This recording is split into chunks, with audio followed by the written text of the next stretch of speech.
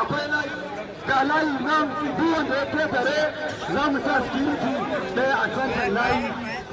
ɗaya a can ofisa ka dage mana a nan wajen saboda duk wanda ya faɗi sai in ya fito layi ya zama lula nan ma mana buƙatar mutum ɗaya ya tsaya mana a nan tun da mun ga mutum ɗaya tsaya a wannan waje saboda mun ga an samu damar haɗin kai ba a faɗa ba a ɗaukar ido ba a yaƙushi ba a mai ɗan kokawa za ku ga filin su nan wallahi ga fili na kaman katifa za a daga ka a nufi Allah a dirsa nan matanka ta je ta jiya in ka iya ka iya in ba ka iya yawa sai ka yi mai girma ɗan majalisa yana kallon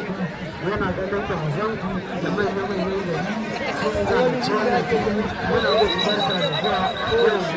yanzu ga rafa zai ba da dama ya hura ana kutumar lodar da ruwa wannan tsakar shi ne ruwa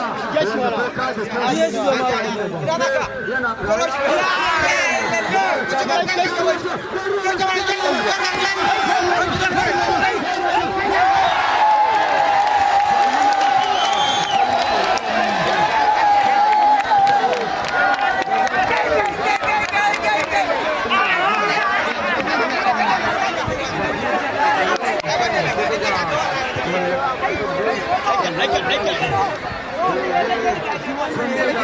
ana zure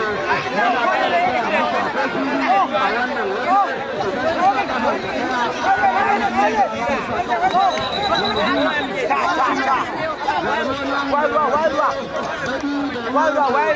ai wallahi insha Allah wallahi da je don yi